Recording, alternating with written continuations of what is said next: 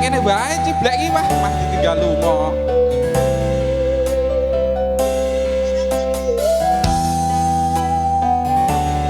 Kagem Mas Ardi.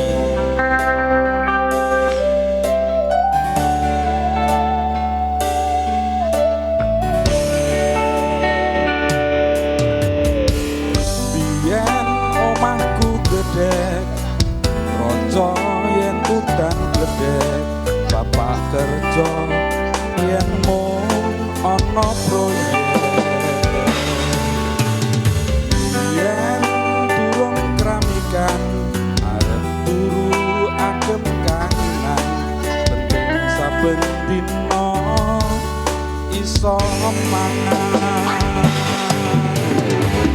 Saiki aku wis gedhe, iso golek duit dhewe, senadyan biyen mung iso nusake pae ngapurane. Saiki aku wis kerja, aja duit poso, langsung kanggo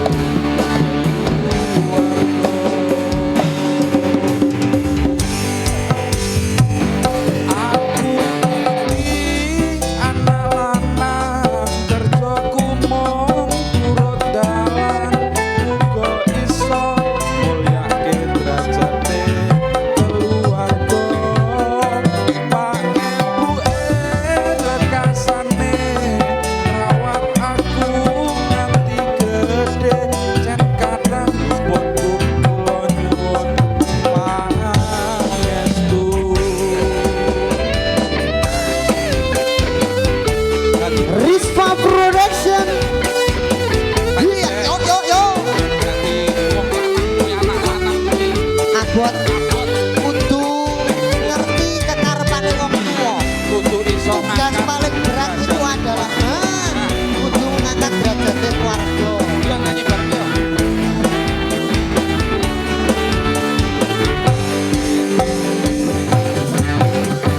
Biyen omahku gedhe, roco yen udan gedhe, bapak kerja yen mung ana proyek. Yen durung kramikan arep turu adem kangenan, penting saben dina iso mangan.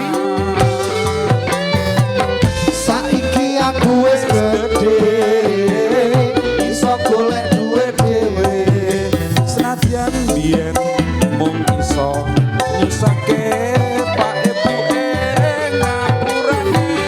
saiki aku wis kerja, senadyan uripku rekoso, ikhlas beki kanggo keluarga.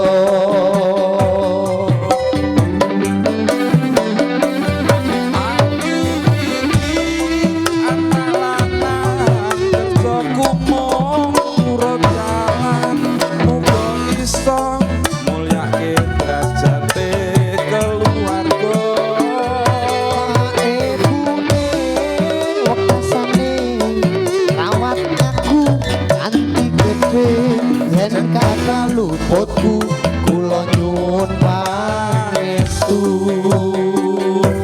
Jen kata luputku kula nyuwun pangestu. Kata klenta-klentu kula nyuwun donga restu.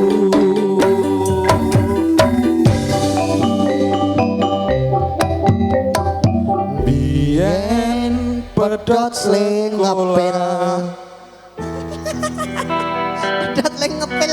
mergo kahanane susah oleh bapak dadi Adol sawah. wah wis iki pitutur sing paling apik ki ning keri dhewe iki. Ya. Sok Wis ngepil arep ndakelne. ora. Matur nuwun, Mas. Nggih, matur nuwun Pak Agung. Nggih, menika wau Bu, menika dagelan ingkang boten kondang.